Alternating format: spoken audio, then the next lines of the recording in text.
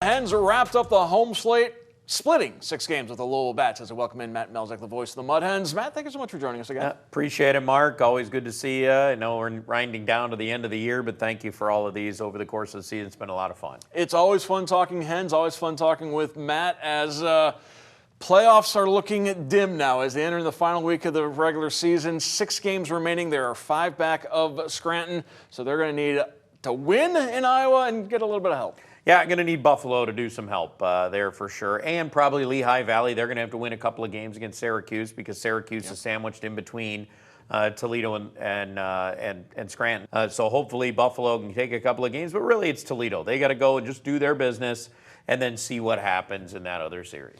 And they still can win the West Division, both for the overall and for the second half of the standings. Now, that doesn't mean anything for the playoffs, but it is nice to say we're West Division champions. It is another notch you can put on, one of those little placards that we have at Fifth Third Field that says, hey, IL West Division champs. So it's something that, you could certainly shoot for. Speaking of those placards at Fifth Third Field, another one was unveiled Friday night, a very fitting tribute as Jim Weber, his photo will always live out there on the stands with the other legends of Mud Hens baseball. And as it should, and it goes right next to Mike Hessman, that number that was retired for Mike Hessman, of course, the greatest Hen that's played. You could make the case for certainly over, at least in the modern era of Toledo Mud Hens baseball. And then you look at Jim Weber, and he is Mr. Mud Hen. It felt right to have him up there. And of course, we've had the placard right in front of the broadcast booth since his passing last year.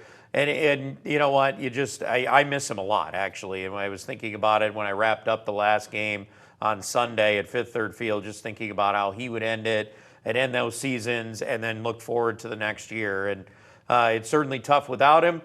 We certainly can't forget him, and now we won't with that placard. It was great. Well done again by the Toledo Mud Hens organization. We've had a lot of different Mud Hens managers over the last 10 years for a lot of different reasons.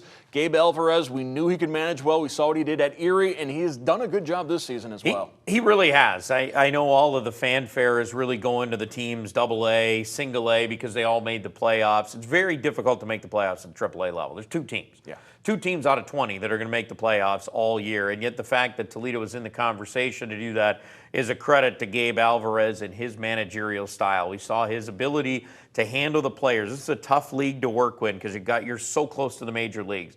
So it's very difficult to manage at. He handled it very well. He was gracious with us all year on the media side. Anything you needed, he was there to help you out with. So really hats off to him. It's a terrific staff they had this year for the Mud Hens, and hopefully they finish it out strong. I want to thank Matt Melzek for joining us all season long. We'll give you a couple of weeks off, and then there's a hockey team we're going to talk about?